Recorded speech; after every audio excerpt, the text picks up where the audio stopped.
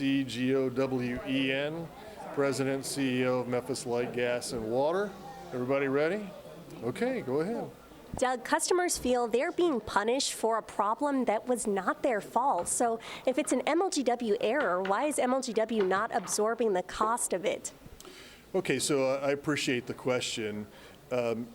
First, utilities were used by all of the customers who have recently received a bill. And there is a statute that says that we have to charge customers for utilities that were used. Think about it, if a customer is using utilities and we don't charge them for that, that cost will be passed on to other customers. And so we have to collect the funding for the utilities that were used. So what we are trying to do is to work with customers who have not received a bill and have now received successive bills. I want to take the time to say that the most recently dated bill is the one that should represent the total cost to the customer. They do not add all of the bills together, it's just the most recent one. Contact us within 30 days and we will set up an opportunity for that customer to take time to pay that bill because we know it is an inconvenience. We are very sorry for our customers to have to experience this. We are equally frustrated with our customers that this was not something that was caused by Memphis Light, Gas, and Water personnel, but it was caused by a manufacturing defect for products that we bought in good faith and thought this would serve our customers very well. So we are frustrated, but we are trying to fix the root cause of the problem and to accommodate our customers who are frustrated by having to receive the bills that are caused by this problem. Break down that defect. What exactly is causing this problem? We've talked a little bit about this before, but it's with respect to our the registers that are on our water meters and the registers that are on our gas meters. We are not experiencing this issue with our electric meters. On the water meter, there was a electrical fault. There's what's called a register on there, which is like the odometer on your car. That was an electronic part, and it was having water get into it and short it out, so it couldn't read anything. On the gas meter, there's a mechanical part called a wriggler. It's a small plastic part that's like a drive shaft on your car that drives the odometer like device that's on your gas meter. That wriggler was breaking because of stress, and therefore the meter was still pumping gas into your house, but it just wasn't registering anything on the odometer of the meter. So the remedy for this is to put a new register on top of the water meters, which are being manufactured and delivered to us now, that are impervious to water. They can operate underwater if they needed to, but they're impervious to water intrusion. And on the gas side of the house is to fix that wriggler, to make a part that is 10 times stronger so it's not subject to breaking. And just to be double sure, we're actually replacing the register, the odometer part, to make sure that there's nothing in there that was causing stress on that wriggler. So we have people in the field today who are actually replacing those parts. They will be uniformed. They will have a logo that says UPA and an MLGW logo on their vehicle, and they will have an ID badge that says they're with us. And the only thing they will ask is, can I enter your property to fix your gas meter or your water meter? What about the customers who did not have those astronomical gas or water bills? It was their electricity bills who were overpaid. You know, one lady got a $500 rebate or Sure. yesterday, but there was no answer as to what really made her bill be $1,300 when her neighbor's was $400. Right, what was happening there, I believe, because I haven't looked at that specific bill, but we have seen other customers with that, because remember, if your water or your gas bill read zero, or water or gas register read zero, we held your entire bill, gas, water, And they didn't electric. have their bill held. Okay, I don't know that specific question, so. We sent you that information. She does not even have a smart meter. This is a Is it, so is it just affecting people that don't have smart meters? Okay, so this is with respect to the gas and the water meters. I don't know the specific question about the electric. I thought this was something about somebody having their electric bill held, so. This is a No, non-smart she meter. didn't It have was her Okay, read bill in okay, error. so I'll have to Well, look I've into gotten that specific multiple other issue. so. emails as well from other customers who the same thing happened to them. So it's not just this woman that I spoke with yesterday. Okay, I'll need a few more specifics so I can answer the question. So we have, of all the meters, we have 1,014,000. I believe there's only about 10 or 15,000 or so that have not been converted over to the new technology. So I'll have to look into that specific issue. But I know we have customer service agents who are working with that particular customer and any others who experience that issue. What about some customers who are not only experiencing these high bills, but as a result of it, I mean, there's been thousands, people are saying $7,000, $50,000 when they're experiencing this, and then they find out that their power is off because there's been people that's been in the dark because of these high bills. Okay, so let me come back. The people have not been in the dark because of high bills. So, and any customer, and I've seen some of those cases where it's an astronomical number. In every circumstance that I am aware of, we have gone back to our customer service agents and said that is an anomaly and that bill is incorrect, and we have corrected the bill for the customer. People, I understand, are frustrated. This is somebody mentioned in the board meeting. It's kind of the perfect storm. I want you to think about the historic and extraordinary weather, which is what the National Weather Service called those series of storms that we had in the spring. Historic and extraordinary, caused by the transition from La Nina to El Nino, that caused us to have those dramatic outages that are among the largest we've ever had. I know customers are extra frustrated because they were out of power for several days because of that, as were we, and we worked very hard to restore power. We only charge customers for electricity, water, and gas that they actually use. So if you did not have electricity during those few days, you were not charged for electricity because you didn't use any. And so for astronomical bills that are out of the norm, we ask customers to please call us because our team will dig in and they can determine whether that bill was an error. For customers who've experienced multiple bills, that is a result of the delayed billing project and the failures of these parts. We ask customers again to call us or come in and contact us at the customer care centers, and we will work with them to make sure that they have time to cover those bills. How are you One calculating? more question about the high bills. What about the customers who maybe their bill was only $20, $30 more and they wouldn't have noticed, but it was still incorrect? You know, is everyone supposed to be calling you to check their bills right now? No, I would ask everybody, just as a normal course, get your bill, take a look at it, and make sure that it's consistent with what you have expected in the past. If you think it's abnormal, then please call us. But if it's consistent with what you expected in the past, and as you know, electric prices can go up and down a bit depending on the fuel charge. You really want to look at that fuel charge, which is the variable part of the cost. And then at your gas, there's also a fuel charge there based on the cost of gas. Those are the things that are variable and would cause somebody who's experiencing something that's $20 or $30 different would typically be, my fuel charge was higher this month than last month, and that's a cost that we have to pay when we buy that electricity or that gas. How are you calculating these estimates? Because we met one woman who said she has not been in her home since December when the pipes burst and flooded the home.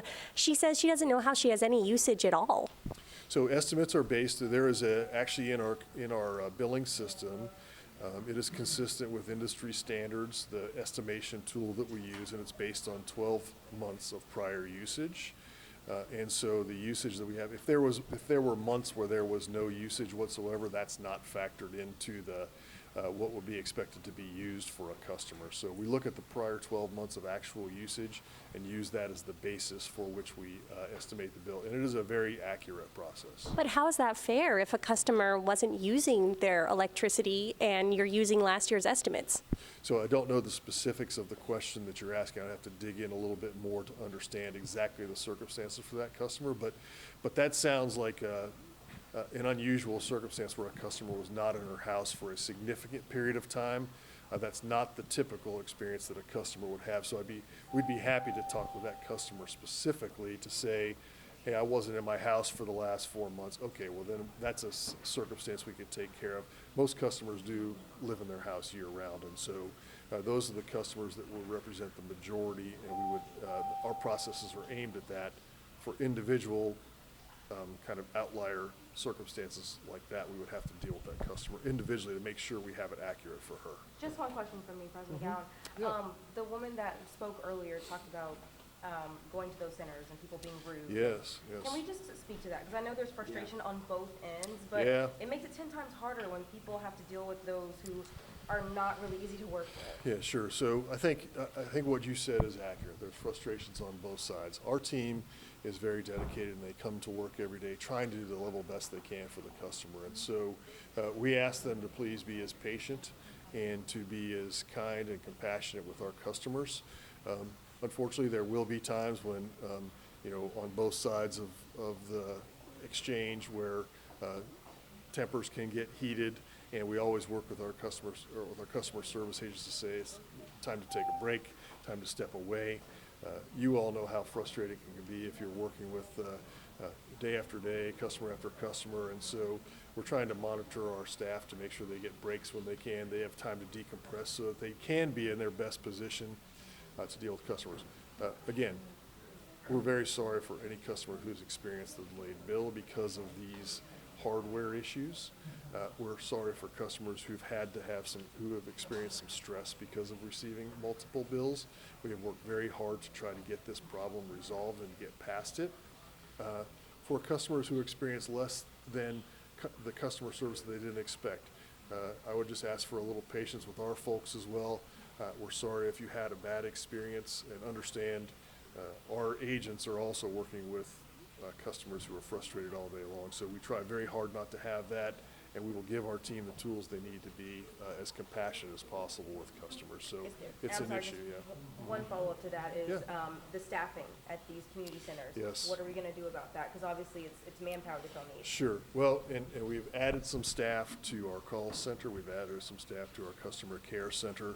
And there is some physical limitation at our community centers where you just physically can't fit more folks in there. But Mr. Davis, our Vice President of Customer Care, is looking at what he can do to expand that service. We have, one of the other things that we are doing is working with our partners at the municipalities and the city council districts to have power hour events where customers can come, and we have 10 or 12 agents there to help solve their problems. There are several of those scheduled as well. Today we have one downstairs for any customers who wanted to come by to help resolve their problems, and our folks will stay there until they get the problems resolved for our customers. I just want to be Mr. clear, because you McGowen said, has a meeting to go to. Yeah, I do. And Yeah. one more question. Well, we have more questions, and our viewers have more questions. you said no one has, well, right now, no one has gotten their power outage as a result of these delayed stacked bills, but we have one customer who's right now is in the dark because of because her bills have been delayed. She says she's received a stack of bills. Is there a certain priority system or anything that you all are doing to address this problem when people are? So customers who have received delayed billing are not cut off for 30 days because we know all they have to do is call us within 30 days. And then we will work with those customers to make sure that they have the opportunity to pay. So there are, again, just for context, we produce about 5,200,000 bills per year. We're talking about, there's about 26,000 bills that are outstanding remaining. So for every customer that matters across the entire system, we're talking about that volume. So we have to look at each individual customer, and certainly happy to look at that customer's experience. I understand that this was a manufacturing error of the product, but you purchased that product, so why not bite the bullet and take that money yourself and then just pursue it with the manufacturer instead of letting the customer take on the cost? Okay, can you repeat the question, because I'm not sure I understand what your question is. So we understand that it was an error with the meter, but you purchased these meters, so why not just go after the manufacturer instead of letting the customer take the cost? Well, so the customers are paying for the utilities that were used. We're not passing along to the customer the cost of the correction. So the customers are only paying for the utilities that were used by them, the water, the gas, the electric. And the other thing I would like to mention too is that, remember, fully 30% of the bills and the charges that are on your bill are for other services that you receive. Your solid waste service, your fire protection service if you live in the county, a street light fee, a fee for stormwater, some vector control, health department. And so those fees are, those are services that you're also receiving each and every month, and the cities need to be able to receive the revenue in order to provide those services. Now, And I have a question. Are you planning to take action against this company that sold you the faulty equipment? We are working with them now in hopes that they can provide us a remedy that is acceptable to us and to our customers. And so that's all I can say right now, is that we're working with them to provide a remedy that will not cause further inconvenience or any financial harm to us or our customers. the solution that you have today where people are going, where crews are going around to make some of those repairs, are those, that particular product or device, is that coming from that same company? Or is Well, there are a number of companies that, from the beginning when these were put in, but this remanufactured register is coming from a company that is, that's a new product, and so we know that will be more resilient. And the company that produced the Wriggler is this company that's reproducing this for us. But with our ability to bench test it to make sure that it's stronger and more reliable. So you will be using the same company? Yes. What administration purchased these smart meters, and were they a poor investment? They were not a poor investment, and I do not recall, I believe it was back in the mid-2015, I believe, or so, when the decision was made to move to this. This is, again, a standard that is being put into place all across the utilities in America. This is not a unique to Memphis Light Gas and Water. Similarly, this failure is not unique to Memphis Light Gas and Water. There are other utilities that are experiencing these same failures, and the manufacturer is having to make corrections there as well. So this is not a unique Memphis Light Gas and Water issue. I'd encourage everybody to look to see what other municipalities, what other utility industries are using the automated metering infrastructure, which is what people are commonly calling smart meters. So one more question, then I got to go. Final I just question. want to ask you really quick. Again, the woman that I spoke with yesterday, she did not have a smart meter. It was the old style meter. Sure. So, and I've spoken with multiple other customers who also, I don't believe they have smart meters, and they're having the issue. So it's not just the smart meters that are the Can problem. you say Am I what correct? the issue is? High bills. Bills, they're paying for electricity that they didn't use because it's, we had one, 17,000, I believe is the number that I remember.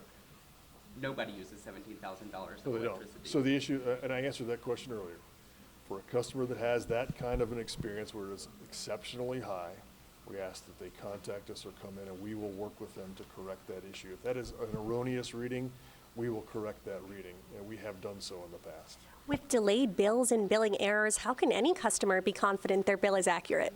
Well, again, I will come back to the context.